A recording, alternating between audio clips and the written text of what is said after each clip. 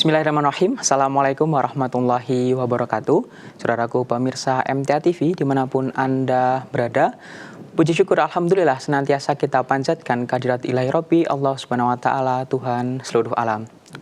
Shalawat dan salam semoga senantiasa terlimpahkan kepada suri tauladan kita Nabiullah Muhammad SAW beserta sahabat, keluarga dan seluruh umatnya yang senantiasa mengikuti sunnah-sunnahnya.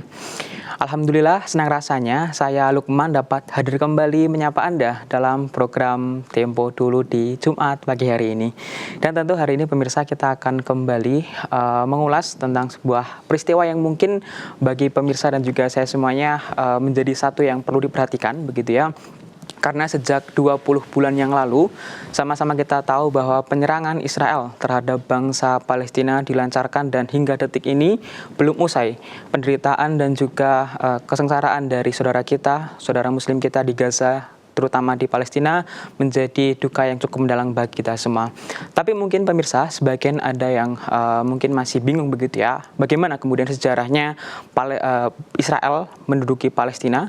Nah, nanti kita akan kembali mengulas kembali, memahami kembali, sehingga akan muncul di dalam diri kita semangat untuk mendukung kemerdekaan bangsa Palestina. Sudah hadir di studio MTA TV narasumber kita di kesempatan pagi hari ini yang akan membahas tema kita pagi hari ini, sejarah bercokolnya Zionis laknatullah di Palestina. Ada Ustadz Faiz Baraja, kita sapa beliau. Assalamualaikum warahmatullahi wabarakatuh, Ustadz. Waalaikumsalam warahmatullahi wabarakatuh. Kabar berkenan sehat hari ini, Ustadz? Alhamdulillah. Alhamdulillah baik. Baik. Untuk Anda, saudaraku pemirsa yang ingin bergabung bersama kami ya, bertanya di seputar tema di pagi hari ini, Anda bisa melalui telepon di 02716793.000 ataupun di SMS dan juga WhatsApp di 08112553.000.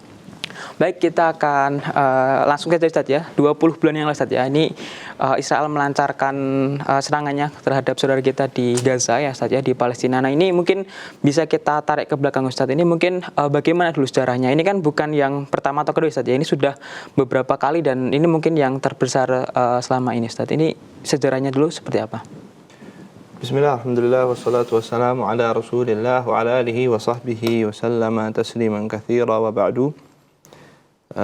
Yang pertama, kita bersyukur kepada Allah pada pagi hari ini bisa berjumpa di studio ini. Kami juga menyapa pemirsa dimanapun Anda berada, semoga dalam keadaan yang terbaik dan semoga selalu dilindungi oleh Allah Subhanahu wa Ta'ala.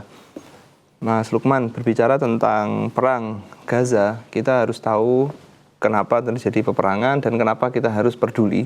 Karena jika kita tidak tahu hal tersebut, maka kita akan bertanya-tanya apakah hanya alasan kemanusiaan saja, padahal urusannya lebih dari itu. Baitul Maqdis adalah sebuah kota yang sangat bersejarah. Masjidnya namanya Masjidil Aqsa ya. Masjidil Aqsa merupakan sebuah masjid penting karena memang ini masjid yang kedua yang didirikan di muka bumi ini. Sebagaimana hadis Nabi SAW, beliau ditanya, ayyu masjidin wudi'a fil ardi awwala, masjid mana yang didirikan di muka bumi terlebih dahulu atau paling pertama? Nabi SAW menjawab Masjidil Haram. Kemudian masjid mana lagi? Qala Masjid Al-Aqsa, Masjid Ilya. Disebutnya Masjid Ilya. Itu ya, Masjid Ilya adalah Masjidil Aqsa. Qala kam bainahuma, berapa jarak pembangunan di antara keduanya? Qala arba'una sana, 40 tahun. Ya. Sejak itu para ulama berbeda pendapat siapa yang membangun pertama kali. Ya, ada yang mengatakan yang membangun adalah Nabi Adam alaihissalam. Ya, kedua masjid itu. Ada yang mengatakan yang membangun adalah malaikat. Artinya bangunan ini memang sejak awal zaman adanya manusia, Nabi Adam alaihissalam, ya, entah yang bangun malaikat entah Nabi Adam, maka kedua masjid ini sudah ada di zaman itu. Ya. Kemudian berlanjut hingga terjadi bencana banjir besar, bencana Nabi Nuh. Ya. Ya, kemudian hancur. Kemudian adapun Ka'bah, maka kisah pembangunan ulangnya kita sudah tahu dengan adanya Nabi Ibrahim alaihissalam yang bersama putranya Ismail, yang itu memang di dalam Al-Quran diceritakan secara lugas bahasanya. Kemudian adapun Masjid Al-Aqsa ini pembangunannya terjadi kapan? Para ahli sejarah berbeda pendapat. Ya. Tidak ada catatan. Tidak ada catatan di dalam Al-Quran, tapi di dalam Taurat ada disebutkan bahwa itu dibangun oleh Nabi Ibrahim alaihi salam ketika beliau berkunjung ke tanah Palestina tersebut, bertemu dengan seorang raja namanya Al-Malikus Shadiq, dalam Taurat disebut Melkisedek. Melkisedek. Kemudian dibangunlah. Kemudian sampailah kepada masa di mana Nabi Yakub tinggal di Palestina, karena memang tanah itu ditinggali oleh para nabi. Ya, hampir semua nabi itu diutus di tanah tersebut. Ya. Di Syam ya Ustaz ya? Di Syam, di Palestina, Baitul Maqdis. Ya.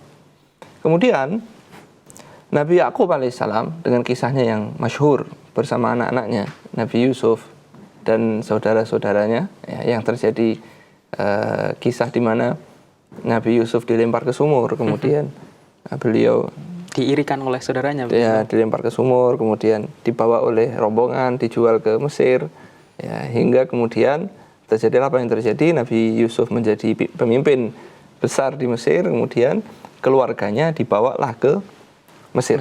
Ya, setelah berdamai, keluarganya dibawa ke Mesir, yaitu Yakub itu disebut Yisrail.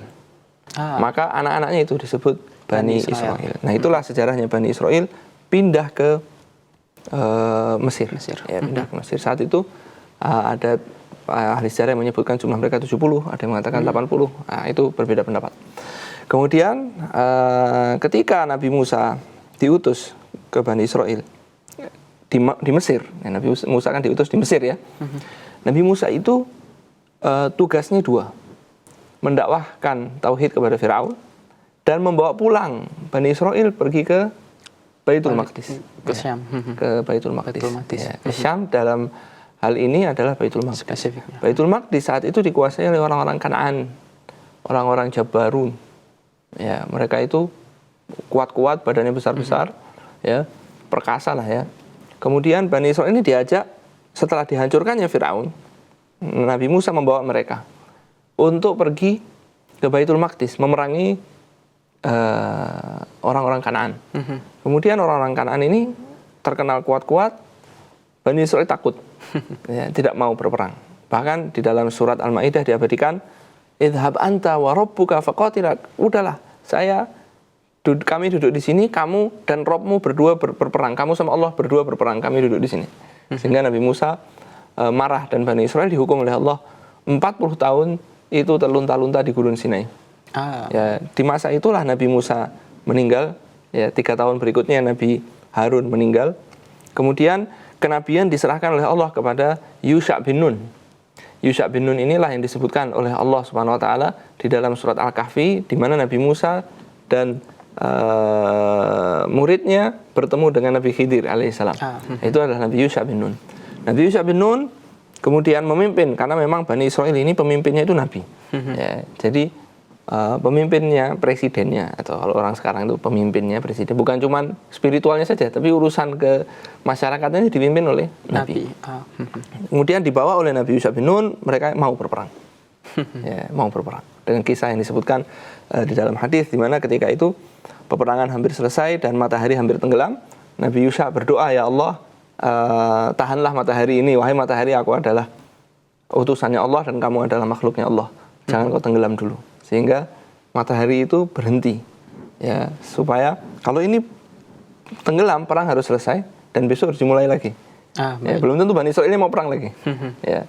Kemudian matahari ditahan oleh Allah Subhanahu wa taala sehingga kemenangan itu bisa diraih oleh kaum muslimin Bani Israil saat itu. Dengan Bani Kanaan tadi Ustaz ya? Ya, melawan Kanaan tadi. Kemudian kalau kita berhenti sejenak melihat matahari yang ditahan oleh Allah, salah satu pakar astronomi di Indonesia ditanya oleh guru kami, apakah mungkin satu benda di langit ini berhenti, dia saja yang berhenti? Ya, dibilang nggak mungkin, karena kalau satu berhenti maka akan menimbulkan ketidakseimbangan dan saling berbenturan. Kemudian guru saya menyampaikan bahwa matahari pernah ditahan, tempo dulu pernah ditahan. Ya. Disebutkan hadisnya. Kemudian pakar astronomi tadi mengatakan kemungkinannya satu, Ustaz, yang dihentikan bukan hanya matahari, tapi seluruh alam semesta. Baik. Subhanallah. Kalau kita ambil seluruh alam semesta dihentikan oleh Allah untuk hambanya Yusha bin Nun dan Bani Israel dalam rangka membebaskan Baitul Maqdis. Maka layaklah kita untuk menghentikan beberapa kegiatan harian kita untuk berpikir bagaimana kita bisa membebaskan kembali. Nah, kemudian turun-temurun Bani Israel ini kemudian berbuat kerusakan sehingga dikuasai lagi di masa berikutnya oleh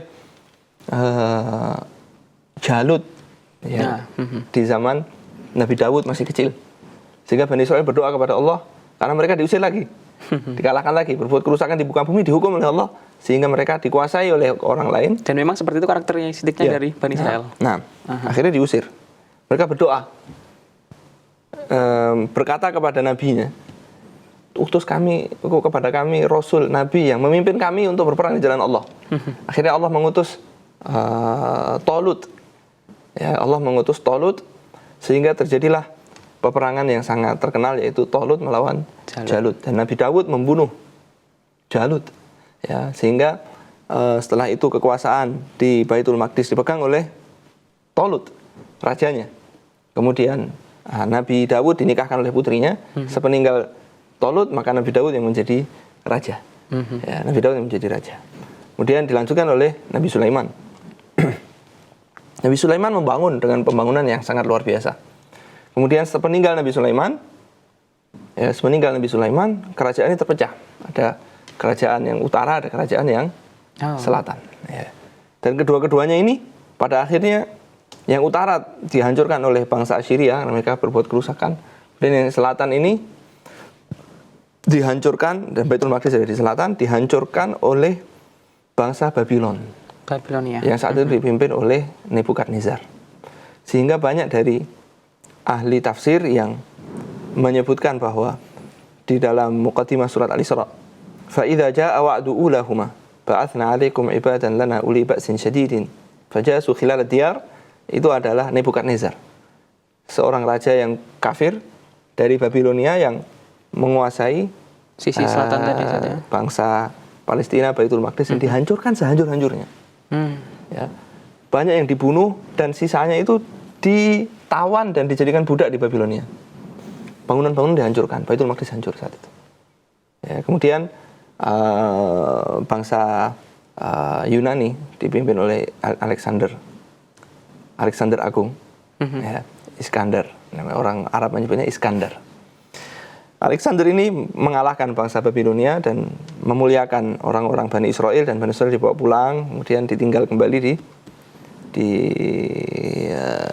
Baitul Maqdis. Kemudian di masa berikutnya mereka dikalahkan oleh Romawi, sehingga ketika Nabi Isa alaihissalam diutus, Nabi Zakaria itu masih di bawah kekuasaan Romawi. Bahkan ketika Nabi Muhammad SAW diutus itu masih di bawah kekuasaan Romawi. Oh, baik. Berarti memang sebelum dilanjut ya, jadi memang wilayah Baitul Maqdis ini diperebutkan terus ya Ustaz ya? Betul. Ya, betul. Baik. Bahkan Gaza secara khusus, ya, ketika perang melawan Babilonia ini ketika perang melawan Alexander Agung. Alexander Agung ini belum pernah mendapatkan perlawanan yang sengit sedahsyat perlawanannya saat ingin memasuki Gaza. Oh, ya. Baik. Bahkan komandannya sampai terluka dan belum pernah dia terluka sebelumnya. Ya, Ya. Kemudian setelah itu singkatnya di era Nabi SAW terjadi upaya. Ya, yang pertama Nabi SAW mengutus pasukan yang dipimpin oleh Zaid ibn Harithah. Zaid.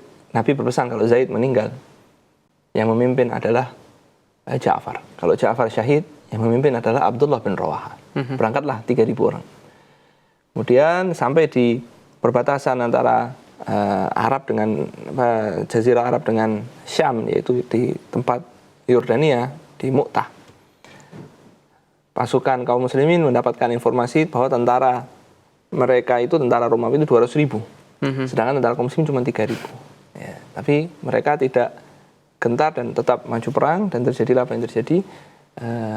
Mereka semua syahid, 3 yang disebutkan, kepemimpinan diambil oleh Khalid bin Walid, kemudian berhasil dipisahkan tanpa dikejar, kemudian pulang lagi. Kemudian yang kedua, Nabi SAW mengupayakan untuk mengutus pasukan lagi yang dipimpin oleh putranya Zaid bin Harithah, yaitu Usamah bin Zaid. Ya, Usamah bin Zaid berangkat, belum sampai, baru berangkat, Nabi SAW meninggal. Ya. Kemudian Nabi SAW meninggal dan para sahabat sepakat mengangkat Abu Bakar Siddiq radhiyallahu anhu. Kemudian oleh Abu Bakar Siddiq dilanjutkan. Yang terkenal Futuhus Syam, pembukaan negeri Syam. Ya, beliau saat itu membuka dua negeri, Futuh Irak dan Futuh Syam. Membuka sekaligus di saat yang sama melawan dua negara adidaya, yaitu Persia dan Romawi. Oleh Usamah bin Zaid. Enggak. Ya, berikutnya menjadi perang besar ya. Baik. Ya, perang besar dan pembukaan kota demi kota sampai Abu Bakar Siddiq meninggal belum selesai. Umar bin Khattab kemudian melanjutkan kembali dan pasukan Syam itu dipimpin oleh Abu Ubaidah bin Jarrah. Kemudian terjadilah pembukaan Baitul Maqdis. Baitul Maqdis dikepung. Para pastor-pastor yang di situ sepakat bahwa kami akan menyerahkan Baitul Maqdis kepada Umar langsung. Kemudian Umar bin Khattab berangkat. Kemudian menerima secara langsung kunci simbolik Baitul Maqdis, dan terjadilah perjanjian yang sangat terkenal namanya Al-Ahdul Umari, perjanjian Umayyah. Al-Ahdul Umari ini bahwa mereka gerejanya tidak dihancurkan, mereka berhak beribadah di gereja masing-masing dan lain sebagainya. Itu silakan nanti kita googling ya. Perjanjian Umar bin Khattab dengan Baitul Maqdis. Intinya saling menjamin begitu Ustaz ya? Betul. Ya, betul. Bahwa Islam itu tidak memaksa orang untuk masuk ke agama Islam. Nah, kemudian itu berlangsung di bawah kaum muslimin sampai jatuhnya di saat itu di abad keempat oleh tentara salib. Yang 90 tahun kemudian bawah Turki Utsmani waktu itu Ustaz ya, berarti? Sebelum ya, itu masih di Bani Abbas. Oh, Bani Abbas ya. Kemudian di abad keempat Hijriah, kemudian 90 tahun kemudian direbut oleh Salahuddin Al-Ayyubi. Oh, baru itu. Ya, Salahuddin Al-Ayyubi. Dan kemudian saat itu khilafah berganti sampai Perang Dunia Pertama. Saat itu Baitul Maqdis di bawah naungan kaum muslimin di saat itu adalah Khilafah Utsmaniyah. Oh, baru itu. Khilafah Utsmaniyah.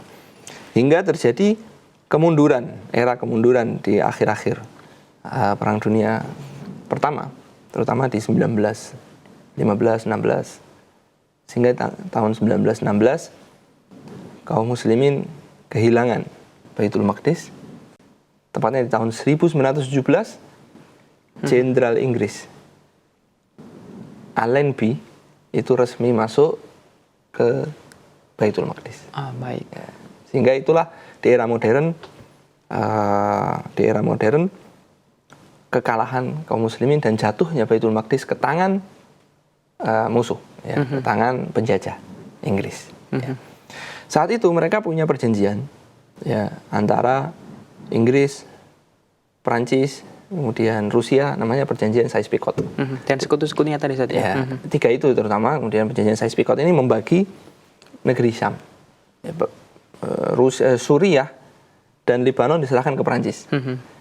Kemudian Yordania dan Palestina diserahkan ke Inggris. Ya, sejak itulah penjajahan Inggris dimulai ya, tapi namanya bukan penjajahan, waktu itu diberi nama yang halus, namanya the mandatory, jadi mandat, ya, seakan-akan diberi kekuasaan, diberi mandat untuk mengelola itu ya, itulah penjajahan. Jadi dimulai dari situlah penjajahan ya. Jadi kalau kita membaca kenapa sih kok perang di 2023, kita harus tahu di tahun 1917. Ya.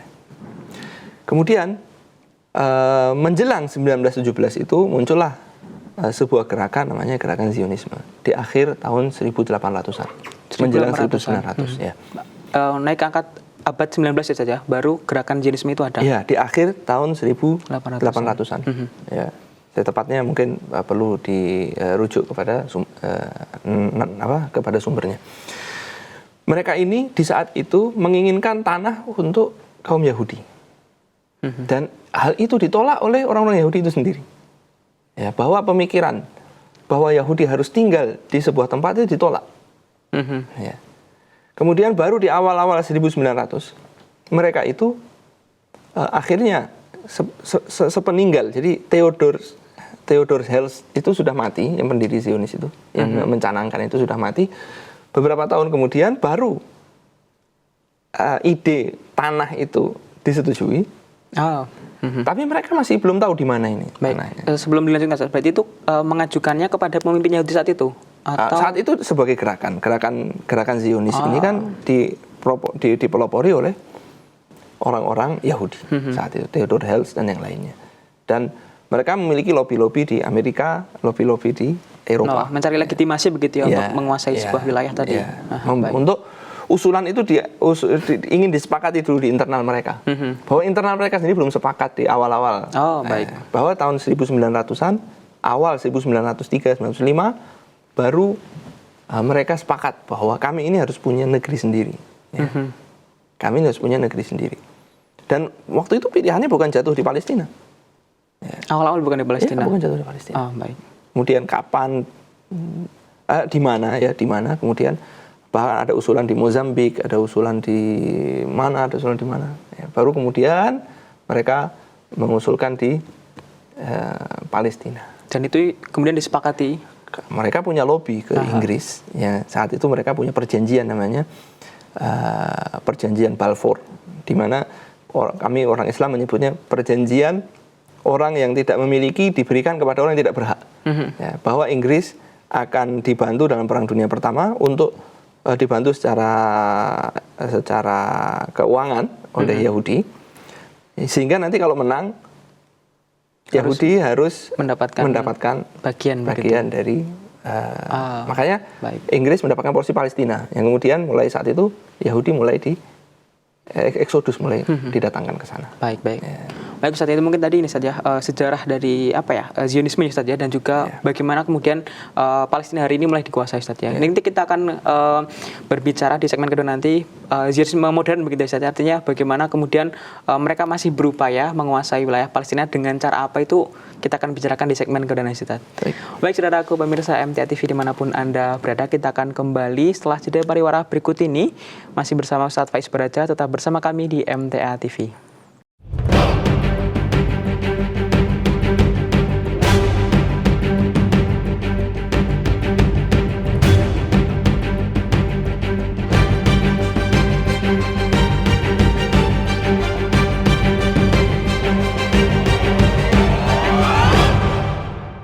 Baik, terima kasih untuk Anda, saudaraku pemirsa MTA TV yang masih setia bergabung bersama kami. Masih dalam program Tempo Dulu dan masih bersama Ustadz Faiz Baraja dengan tema kita di pagi hari ini, sejarah bercokolnya Zionis laknatullah di Palestina.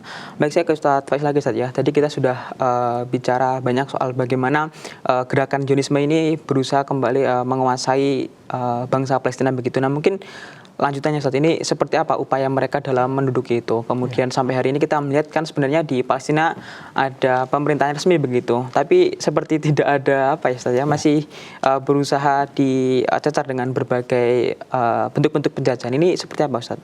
Baik, kalau tadi sebelum break kita sampai kepada kekalahan kaum muslimin di 1917 dan bagaimana Zionis terlibat sebuah perjanjian, Inggris terlibat sebuah perjanjian dengan orang-orang Zionis akan memberikan tempat bagi orang-orang Yahudi di Palestina. Nah, ketika memang Palestina benar-benar dikuasai oleh Inggris, ya memang mereka mulai eksodus besar-besaran ke Palestina. Bermigrasi begitu Ustaz ya? Eksodus lah kita nyebutnya. Besar-besaran dari Polandia, dari Amerika, dari mana-mana, datang semua ke Palestina. Mereka tinggal di mana? Ya, ada dua cara. Mereka membeli tanah dan membangun. Yang kedua, mereka itu di bawah restu Inggris membuat laskar-laskar bersenjata. Baik. Ya, laskar bersenjata kemudian menyerang desa-desa yang mereka ingin kuasai, dibantai secara paksa, diusir, dibantai, ya, dan bahkan terjadi dalam sejarah itu beberapa pembantaian, bahkan sebelum berdirinya negara Israel. Kemudian, ini kita lihat, bisa lihat saja di peta juga Ustaz ya. Ya, itu sejarah penggusuran, tapi kalau kita lihat di peta itu adalah setelah berdirinya Israel. Kalau ini mulai Jauh sebelum itu. jauh sebelumnya, masih di tahun 1930, 1930, kemudian saat itu masih dikuasai oleh Inggris. Ya. Eksodus besar-besaran, membeli tanah, merampas, membantai, ya. Hingga puncaknya pada 1948 diumumkan berdirinya negara Israel Raya. Jadi Inggris menyerahkan ya, mandatnya tadi kepada Israel. Oke, sebutkan janji yang tidak memiliki kepada yang tidak berhak. Ya, Balfour itu. Kemudian setelah itu di tahun 1948 ya, terjadilah namanya Nakbah. Peristiwa Nakbah. Sehingga kaum muslimin tanahnya diambil secara paksa dalam jumlah yang sangat besar, sehingga mereka mengungsi. Ada yang mengungsi ke jalur Gaza, ada yang mengungsi ke tepi barat, ada yang mengungsi ke Yordania, ada yang mengungsi ke Lebanon, ada yang mengungsi ke Suriah. Ya. Kemudian mulailah itu silsilah perampasan demi perampasan, sebagaimana yang tadi ditampilkan di peta yang ditampilkan tadi. Yang hijau tadi adalah yang hijau tadi adalah miliknya kaum muslimin. Kemudian di tahun 1948 mulai berkurang sangat banyak. Wilayahnya saja mulai dikuasai. Tahun 67 itu terjadi namanya perang 6 hari. Perang 6 hari itu adalah perang di mana negara Arab bersekutu. Mesir, Irak, Suriah, Yordania bareng-bareng perang melawan Israel. Dan itu kalah mereka itu semua kalah dalam kurun waktu tempo 6 hari itu. Dan berhasil menguasai sebesar itu ya Ustaz ya. Dan pengurangan wilayahnya Ustaz. Pengurangan wilayahnya sangat luas, signifikan. Ya, sehingga mereka berada di tepi barat. Ya, kalau kita lihat di tahun 67 itu di hijau yang sebelah kanan itu, tahun 67 itu adalah tepi barat. Kenapa disebut tepi barat? Karena bagian barat Sungai Yordan. Kalau tepi timur ya bagian timur Sungai Yordan, yaitu negeri Yordan sekarang. Yordania. Kalau tepi barat itu maksudnya tepi barat Sungai Yordan, itu disebutnya Dhofah Ghorbiyah, yaitu disitulah ada Masjidil Aqsa. Ya, disitulah ada Masjidil Aqsa. Dan juga mengungsi ke Gaza. Gaza itu adalah yang sebelah kiri, sebelah kiri kecil itu ya, hijau kecil sebelah memanjang kiri. Begitu. Yang memanjang itu adalah jalur Gaza yang berbatasan langsung dengan Mesir. Nah, kemudian di tahun 67 itu sangat masif, ya, dan sehingga kita lihat kekuasaan tanah yang dimiliki kaum muslimin hanya sebesar itu. Nah, di tahun 1993 ada sebuah lembaga perlawanan, bukan lembaga ya, kelompok perlawanan namanya PLO, ya, Organisasi Kemerdekaan Palestina, PLO, Palestinian Liberation Organization. Saat itu dipimpin oleh Yasir Arafat. Ya. PLO ini kemudian mengadakan perjanjian secara sepihak. Kan perlawanan itu kan banyak. Ya, secara sepihak mereka mengadakan sebuah perjanjian dengan Yahudi.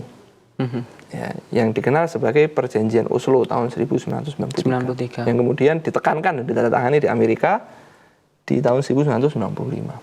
Bahwa PLO itu adalah representasi yang sah bagi rakyat Palestina, diakui. Waktu itu klaimnya Ustaz ya. Ya, diakui. PLO itu yang diakui. Tapi di saat itu juga PLO senjatanya dilucuti. Ya, mereka jadi senjata harus dilucuti, tidak punya senjata kecuali senjata yang dimiliki oleh polisi, tidak boleh punya senjata berat, tidak boleh punya bom, tidak boleh punya tank, tidak boleh punya ini, tidak boleh punya ini. Ya. Kemudian sejak itu solusi dua negara itu mulai dicanangkan ya, mulai berlaku lah ya. Karena apa? Disetujui sepihak oleh PLO bahwa ada Israel, ada Palestina. Yang batasnya adalah disepakati batasnya 1948. Ya, waktu itu mereka menggariskan 1948. Nah, perjanjian ini ditolak oleh banyak rakyat Palestina. Ya. Dan sejak itu Yasir Arafat menjadi presiden Palestina yang resmi, diakui oleh PBB, diakui oleh Amerika. Ya, tapi solusi damai itu ternyata tidak bisa. Tidak mewakili perasaan masyarakat Palestina berarti. Dan tidak bisa sesuai dengan keinginan rakyat Palestina. Iya. Bahkan pemerintah itu sendiri tidak mendapatkan apa yang dijanjikan. Bahwa perampasan tanah masih terus berlanjut, ya, tidak berhenti. Ya, kalau kita lihat di peta tadi, tahun 2010 udah sangat Kecil sekali Ustaz ya. Ya, kecil sekali. Nah, di tahun 1984-85 terjadi namanya Intifadah yang pertama. Ya, Intifadah yang pertama, di mana saat itu ada orang Palestina ditabrak oleh truk yang disupiri oleh orang-orang Yahudi. Kemudian terjadi marah yang gelombang demonstrasi besar-besaran, mogok massal, terjadi perlawanan. Waktu itu hanya dengan lemparan batu dan senjata rakitan, ya seadanya. Sederhana begitu. Ya, saat itulah mulai kelompok perlawanan mulai lahir. Ya. Di antaranya Syekh Ahmad Yasin rahimahullah mendirikan sebuah gerakan namanya Harakah Al-Muqawamah Islamiyah, gerakan perlawanan Islam, ya, yang disingkat Hamas. Ya, kemudian Hamas mulai kader-kadernya mulai dimunculkan dengan adanya mulai perlawanan bersenjata, militer dengan tapi Izzuddin masih Al-Qassam waktu itu Ustaz ya. belum masih ya Sederhana gitu. sekali ya, belum berbentuk katiba ya. Kemudian senjata juga senjata seadanya. Kemudian berkembang terus gerakan ini mengkader dan berpusat di Gaza karena itu pengungsiannya di Gaza. Ya. Gaza itu merupakan konsentrasi pengungsian terbesar. Ya. Yang mereka di era 48 mengungsi ke situ, era 67 juga ketika kalah juga mengungsi ke situ. Ya. Syekh Ahmad Yasin menjadikan Gaza ini menjadi pusat pengkaderan dan perkembangan perlawanan. Saya tadi perlawanan tadi Ustaz ya. Meskipun di tepi barat juga ada, tapi tidak semasif di Gaza. Tahun 2000-an ada Intifadah yang kedua. Intifadah yang kedua, tapi sudah berbeda dengan Intifadah yang pertama, karena Perdana Menteri Israel masuk dan ingin menguasai Masjidil Aqsa. Masuk ke Masjidil Aqsa, mengotori Masjidil Aqsa. Kemudian terjadilah demonstrasi, perlawanan dengan batu, dengan apa, sehingga melebar sampai ke seluruh dan itu tentu lebih besar ya Ustaz ya. Lebih besar karena perlawanannya juga sudah lebih ya. Sudah mulai terstruktur. Ya. Banyak yang dikader juga begitu. Kemudian senjatanya juga sudah mulai modern yang dipakai. Ya. Sudah mulai modern, kader juga sudah mulai banyak, bahkan sudah mulai adanya roket. Ya, roket. Kemudian berkembang, Hamas juga punya sayap politik, partai politik. Ya. Di tepi barat mereka juga punya suara, dan ketika terjadi pemilu, ya di tahun 2004 atau 2005 pemilu itu dimenangkan secara mutlak oleh orang-orang Hamas. Oleh Hamas yang harusnya didominasi oleh masyarakat Gaza ya, kekuatan basis politiknya. Iya, karena memang saat itu Hamas dan beberapa kelompok lain konsisten dalam perlawanan, bahwa tidak ada solusi dua negara. Dan didukung full oleh rakyat Palestina begitu. Maka menang mutlak, tapi kemudian secara sepihak pemilu harus diulang. Kemudian akhirnya diulang dan menang lagi, dan waktu itu ditunjuklah Perdana Menterinya Ismail Haniyeh rahimahullah. Kemudian tiba-tiba parlemen dibubarkan, ya, pemerintahan dibubarkan, tapi Hamas menolak, ya, sehingga mereka secara basis berada di Gaza. Ya, terjadilah konflik internal antara PLO dan Hamas. Ya, PLO karena memang didukung oleh Israel dan sekutunya, lebih kompromi begitu saja dengan kompromi. Kalau Hamas tidak kompromi. Karena yang menang partai Hamas. Dan memang berhak begitu. Memang berhak secara kekuatan politik dan pemilu menang. Tapi oleh Amerika dan Israel tidak direstui karena kelompok Hamas ini tidak mau meletakkan senjata. Baik, tidak ada kompromi sama sekali. Tidak ada kompromi sama sekali. Baik. Kemudian akhirnya terjadi konflik sehingga mereka karena basisnya ada di Gaza itu mutlak, bahkan PLO dikalahkan di Gaza.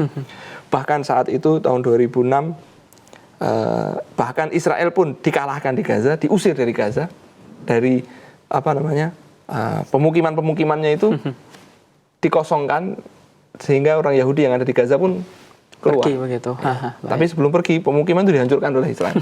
Waktu itu Perdana Menterinya adalah Ariel Sharon. Ariel Sharon memutuskan untuk mundur dari Gaza karena mendapatkan perlawanan yang begitu sengit. Ya. Sehingga murni Gaza itu jatuh di tangan perlawanan. Ya, dan yang memimpin saat itu adalah Hamas karena dia memang menang pemilu saat itu dan dipimpin oleh Ismail Haniyeh tahun 2007. Karena Hamas menang, Gaza itu diblokade. Baik. Diblokade dari darat, laut, dan udara. dibangunlah tembok-tembok itu yang menutup Gaza. Bahkan dari wilayah Mesir juga ditutup ya Ustaz ya? Ya, ya karena Mesir juga Berbatasan langsung dengan dengan Rafah. Gaza. Ya. Tahun 70 itu terjadi perjanjian antara Israel dan Mesir yang terkenal dengan perjanjian Camp David. Sejak saat itu sampai hari ini Mesir terikat perjanjian dengan Israel. Baik. Yang artinya tidak bisa bebas untuk kemudian berusaha membantu begitu Ustaz ya.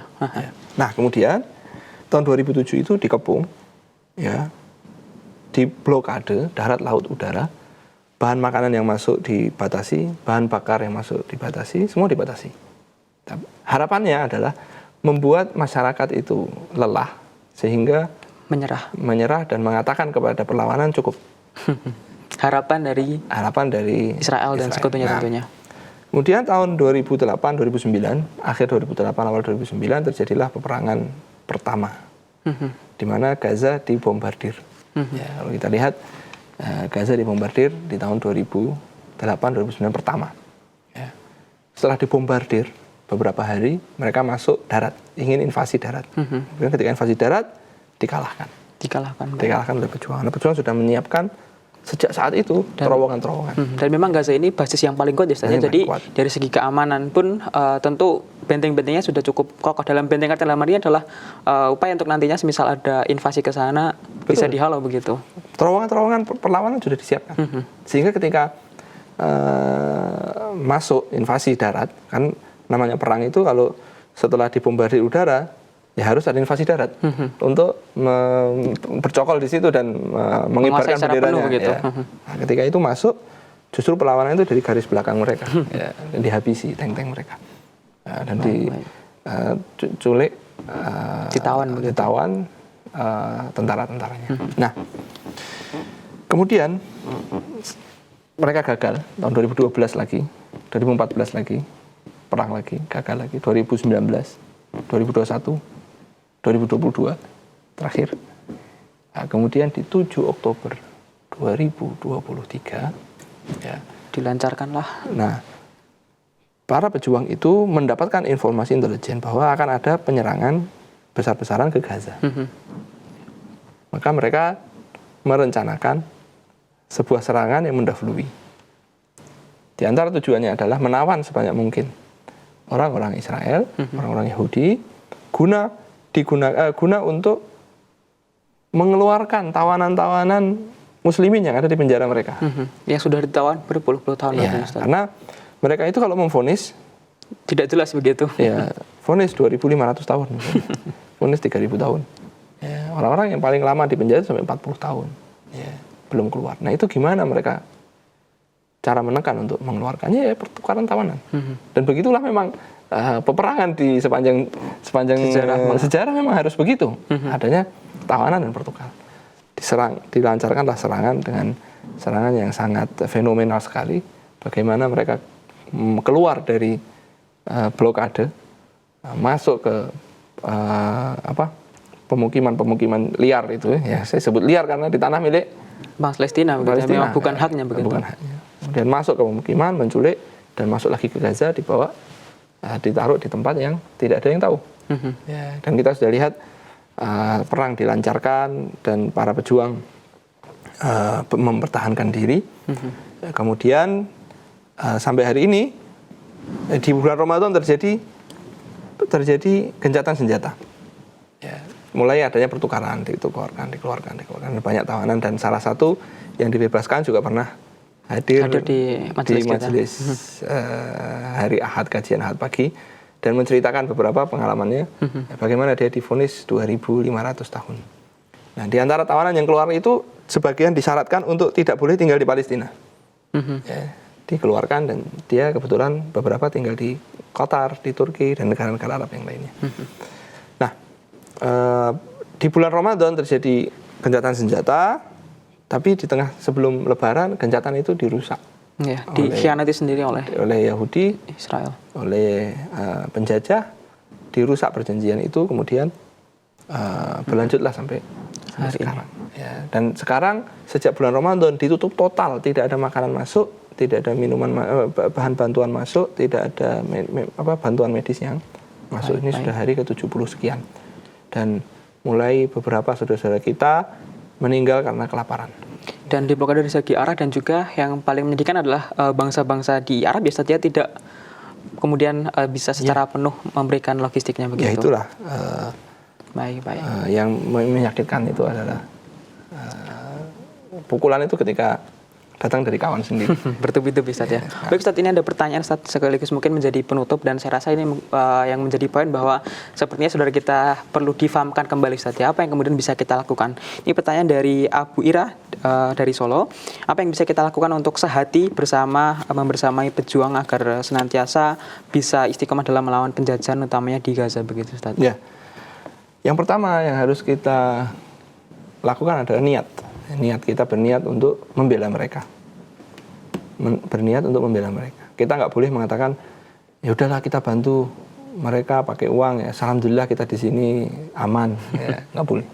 Kita harus berniat untuk membela mereka. Seandainya saja dibuka kesempatan, saya akan pasti di sana, di soft yang paling depan untuk membela mereka. Itu nomor satu. Yang kedua, kita harus belajar. Namanya persiapan ma'rifah, i'dad ma'rifi. Di sini ISA, Institut Al-Aqsa untuk Perdamaian, menerbitkan buku kecil ya? Baitul Maqdis. Ya, ini buku ini dimaksudkan membantu generasi kita untuk secara singkat mengetahui apa yang kita sampaikan tadi. Ya, di sini ada juga gambar-gambarnya, ada juga di akhir ini juga disebutkan apa yang harus kita lakukan, ya, apa yang harus kita lakukan. Baik. Ya, ada berdoa, infak. Ya. Tapi yang pertama adalah niat. Yang kedua ilmu. Ya. Yang ketiga boikot. Boikot ini penting. Ya, kita serukan terus boikot. Sebagaimana Al-Ustadz juga berkali-kali menyebutkan dan menyuarakan untuk boikot. Ya. Kemudian yang berikutnya doa, jelas ya. Nomor satu kita niat, kemudian belajar, mengetahui, kemudian yang ketiga kita boikot, yang keempat kita doa, yang kelima terus kita sebarkan. Ya. Supaya opini Baitul Maqdis ini sampai ke semua kalangan. Baik. Nah, membangun narasi yang optimis dan juga agar semakin paham gitu Ustaz ya. Karena memang sampai sekarang ada yang berkatakan, itu di Arab kenapa sih ribut terus? Gitu ya. Ya, masih gak dianggap itu hanya konflik saja begitu. Iya, menyebutnya itu konflik. Padahal itu penjajahan dan genosida. Kenapa kok nggak mau solusi dua negara? Ya masa solusi dua negara? Ada orang masuk ke rumah saya, mau ngambil rumah saya, kemudian saya ribut, saya melawan, tetangga datang. Ada apa ini ribut-ribut? Ada apa ini ribut-ribut? Ya, ini mau ngambil rumah saya. Ya udah jangan ribut, kita bagi dua aja. Ya itu kan nggak bisa catat berpikir yang memang perlu Ustaz ya. Kita kemudian sebagai muslim tentu berusaha untuk kemudian membangun narasi yang tepat begitu. Betul. Ya, makanya i'dad ma'rifi, ya, ilmu itu sangat penting sekali. Banyak orang nggak ngerti. Mereka berjubel mengantri di haji untuk berangkat ke Baitullah Ka'bah. Kemudian tapi tidak memahami tentang Baitul Maqdis. Tidak memahami tentang Baitul Maqdis. Berikutnya adalah bagaimana memahami kemudian bisa membela dengan sepenuh hati. Iya kan, bagaimana kita bisa membela dengan sepenuh hati kalau kita nggak mengetahui akar masalahnya. Mereka apa bedanya dengan orang-orang Barat yang hanya membela Palestina karena kemanusiaan. Kalau kita bukan di atas itu semua. Harus narasi dengan iman. Baik, terima kasih Ustaz Faiz Baraja atas waktunya kesempatan pagi hari ini. Semoga semakin banyak saja saudara-saudara kita yang semakin belajar dan juga memahami apa yang kemudian terjadi di Palestina. Baik, saudaraku pemirsa MTA TV dimanapun Anda berada, demikian tadi kebersamaan kita dalam program Tempo Dulu hari ini. Akhirnya, saya Lukman mewakili segenap kerabat kerja yang bertugas. Mohon maaf dan pamit undur diri. Sampai jumpa dan Assalamualaikum warahmatullahi wabarakatuh.